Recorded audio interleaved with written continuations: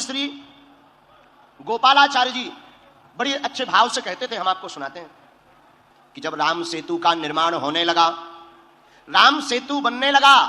देखो वैसे तो एक बात बताएं, राम सेतु, लोग कहते हैं कि राम सेतु क्या है? राम से तू है, यही राम सेतु है। आहा, तो राम सेतु के निर्माण में साहब बड़े बड़े बंदर बड़ी बड़ी शिलाओं को लाते हैं, शिलाओं को राम राम लिखकर पानी पर तैराते हैं। राम सेतु का निर्माण जोड़ने का कार्य करता है। और एक बहुत अच्छी बात है हिंदुओं के लिए, राम सेतु की कथा को हिंदुओं को जरूर सुनना चाहिए और हिंदुओं को स्वीकार भी भावपूर्वक करके जीवन में उतारना भी चाहिए। जब तक राम तुम्हारे हृदय में नहीं होंगे तब तक पत्थर नहीं जुड़ पाए तो हिंदू कैसे एक हो पाएगा? जिस प्रकार राम राम लिखकर पत्थरों को एक कर दिया, उसी प्रकार हिंदुओं को अब एक होने का उपाय अगर कुछ है तो भगवान श्री राम और हनुमान की कथा है। जो राम कथा हनुमान कथा ही केवल हिंदुओं को एक पंडाल के नीचे बैठा सकती है। यहीं पर कितने लोग नहीं बैठे, वीआईपी बैठे, अति वीआईपी बैठे, क्या राजा क्या प्रजा, कौन सा वर्ण, न क्षत्रिय न ब्राह्मण न वैश्य न सेवक, सब एक लाइन से बैठे हुए हैं। हम यही तुम्हें बताना चाहते भारत के लोगों कि भारत में कथाओं की बहुत आवश्यकता है कि जब तक कथा नहीं होगी तब तक सामाजिक समरसता नहीं आएगी। तो राम सेतु का निर्माण बड़े बड़े बानर कर रहे थे राम की कृपा से। एक गिलहरी तो जानते हो, एक गिलहरी समुद्र की रेती अपने शरीर में लगाकर और भागी भागी जावे और पत्थरों के ऊपर अपने शरीर को छटपटा के दौड़ावे। हनुमान जी गौर से देखें, हनुमान जी बोले देखो गिलहरी भागो यहां से। गिलहरी बोली क्यों? हनुमान जी बोले तुम्हारा छोटा सा शरीर, बड़े बड़े बंदर, अभी कोई पैर रख दे तो मर और जाओगी नाहक में शरीर गवा दोगी। बंदरों के बीच में, बड़े बड़े बानरों के बीच में तुम अपना शरीर लेकर मत घूमो, और तुम्हारे ये छिटकने से, दो चार रेत के कण डालने से पुल नहीं बनना है।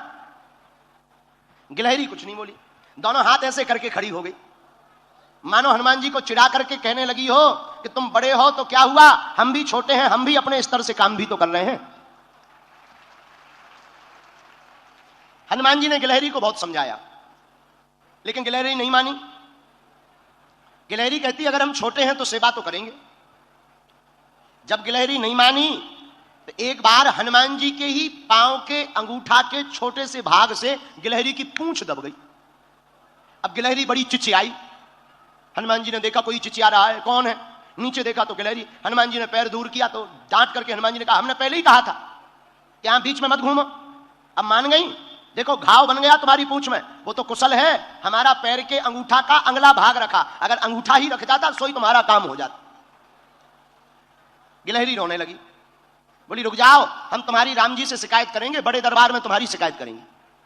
हनुमान जी बोले जाओ कर दो, हमें कोई दिक्कत नहीं।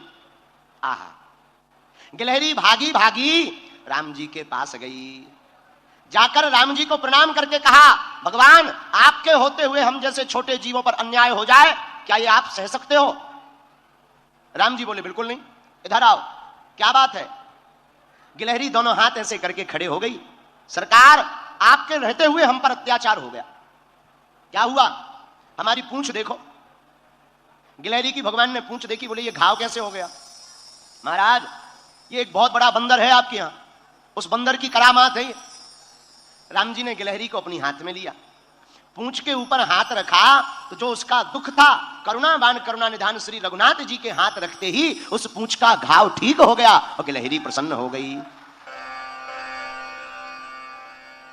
राम जी अपनी 3 अंगुलियां गिलहरी के ऊपर फिराए। लोग कहते हैं कि पहले तो गिलहरी के ऊपर कोई निशान नहीं थे, जब राम जी ने अपनी 3 अंगुलियां गिलहरी के ऊपर फिराई, वही 3 अंगुल के निशान आज भी गिलहरी के ऊपर हैं। मानो राम जी ने कह दिया कि अब हमारी सील सिक्का लग गई, अब तुम्हें कोई रोक नहीं सकता।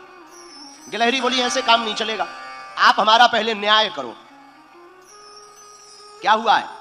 आपके यहां बलवान बंदर ने हमारी पूंछ में घाव लगा दिया, उसको दंड दो, और आप जब तक दंड नहीं देंगे तो हम मानेंगे नहीं।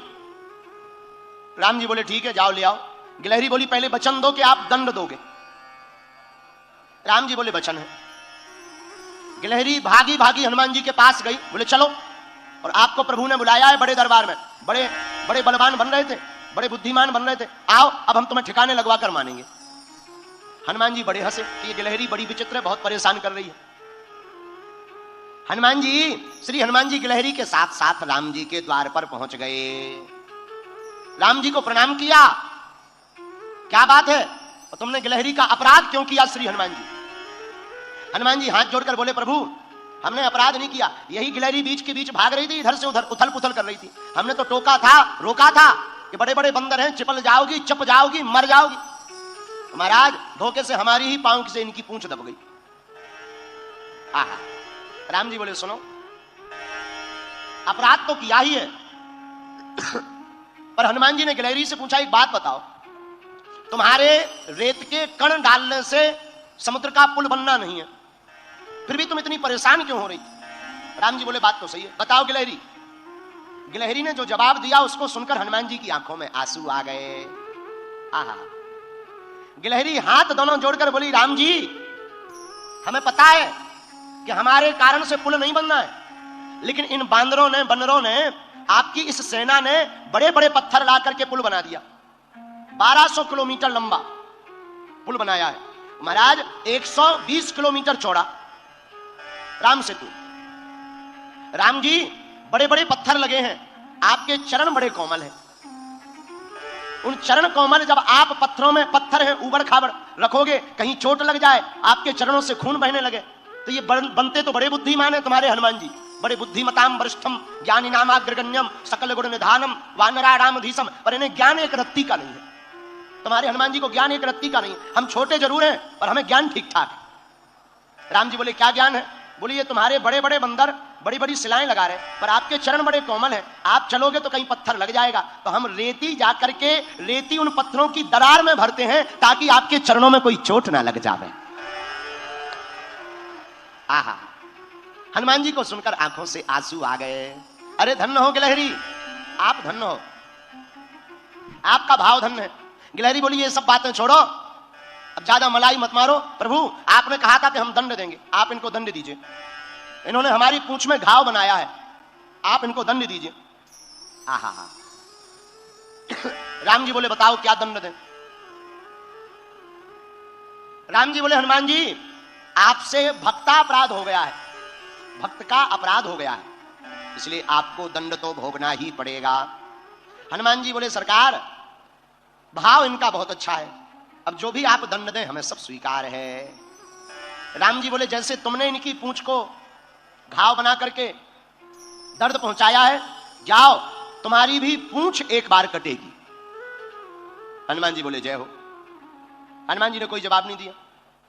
अच्छा फिर हनुमान जी की पूंछ कटी कब? रामेश्वरम में जब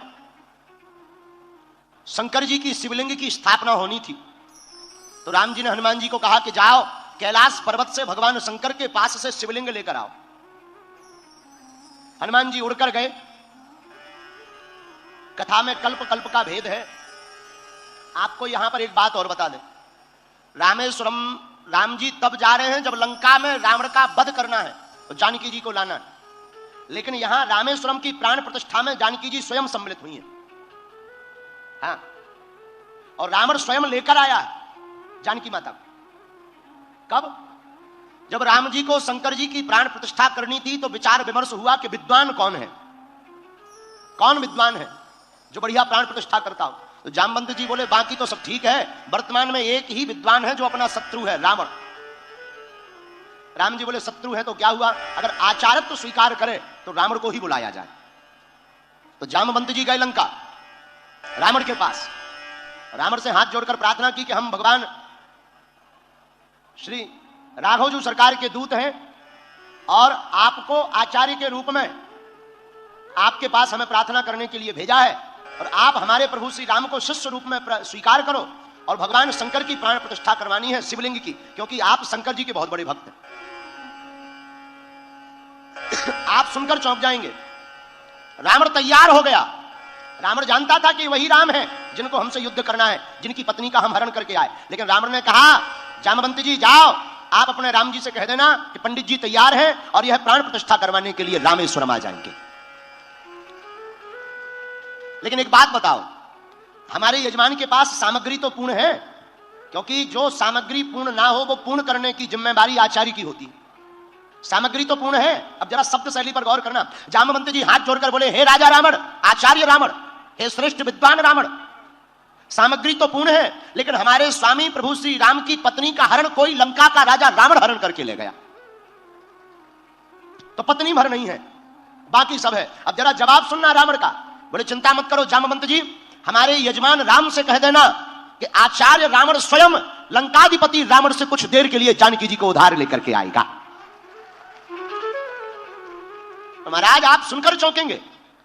आश्चर्य वाली बात यह है कि रावण माता जानकी को पुष्पक विमान पर लेकर के रामेश्वरम आया, उतरा, भगवान श्री राम ने प्रणाम किया, भगवान राम से पूछा, क्यों, सामग्री तो पूर्ण है। भगवान राम ने कहा, हे आचार्य प्रवर, हे आचार्य श्रेष्ठ रावण, बाकी सामग्री तो है, बस पत्नी नहीं है, पत्नी के बिना यज्ञ अधूरा होता है। तो आचार्य रावण ने कहा, चिंता मत करो यजमान राम, हम लंकाधिपति रावण से तुम्हारी पत्नी को कुछ देर के लिए लेकर आए। पुष्पक विमान पर श्री जानकी जी विराजमान, वापस आए। हनुमान जी वहां शिवलिंग लेने के लिए गए, मुहूर्त निकला जा रहा था, तो राम जी ने कहा, मुहूर्त निकल ना जाए, देवी जी कोई उपाय करो। तो माता जानकी जी ने अपने हाथों से शिवलिंग रेती का बना दिया और मंत्रों से आचार्यों ने, ऋषियों ने रामेश्वरम की प्राण प्रतिष्ठा करा दी। तब तक हनुमान जी आ गए। हनुमान जी शिवलिंग लेकर आए। महाराज आपने कहा था लेकर आओ, हम तो आ गए, लेकिन आपने तो प्राण प्रतिष्ठा ही करा दी, हमें बड़ा दुख हुआ। हनुमान जी के भाव को देखकर राम जी बोले, परेशान मत हो, एक काम करो, तुम ये शिवलिंग जो रेती वाला है, बालू का बना हुआ, रेत का, इसे उठाकर उसकी जगह ये कैलाश पर्वत वाला रख दो। हनुमान जी तो रामदूत अतुलित बलधामा अंजनी पुत्र पवन सुत नामा। श्री हनुमान जी महाराज रामदूत हैं, अतुलित बलधामम हेमशैला विदेहम धनुजवन कृशानु ज्ञानी नामाग्रगण्यम। हनुमान जी अतुलनीय बल के धाम है। हनुमान जी ने पूरा बल लगाया, लेकिन शिवलिंग उखड़ा नहीं, उठा नहीं। यहां तक कि जितना बल हनुमान जी के पास था, उठा नहीं।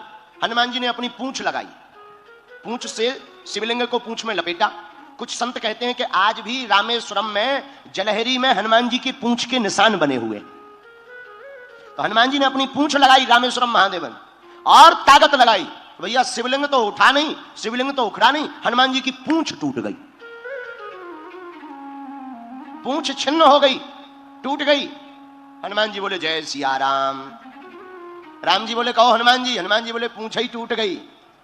लेकिन एक बात बोले, हनुमान जी की पूंछ टूट जरूर गई पर जुड़नी भी है। बोले क्यों? बोले पूंछ हमारी नहीं, पूंछ तो प्रभु श्री राम से हमारी है। हनुमान जी कहते हैं, हमें कौन पूछता है, प्रभु श्री राम से ही तो है पूंछ हमारी। तो मां जानकी जी ने पूंछ उठाई, रघुनाथ जी ने पकड़ी और पुनः पूंछ को जोड़ दिया। वही दर्शन आज भी छिन्न पुच्छ, पुच्छ छिन्न, श्री मारुति हनुमान जी के दर्शन आज भी रामेश्वरम में होते हैं। इस कथा का आशय यह है कि अगर भक्त का अपराध करोगे तो भगवान छोड़ेंगे नहीं। भगवान करुणा निधान है, राम जी जैसा कोई करुणावान नहीं है। मां भी करुणामय होती है और परमात्मा भी करुणामय होता है। उसके दर पर जो ही आता है उसका न्याय अवश्य होता है। बोलो सीताराम, जोर से बोलो और जोर से बोलो। तो हनुमान जी भी करुणावान है, परमात्मा भी करुणावान है और मां भी करुणावान है। इसलिए हमने कहा किसी के पास अभाव है, किसी के पास प्रभाव है, किसी के पास भाव है, लेकिन प्रभु के पास सुंदर स्वभाव है।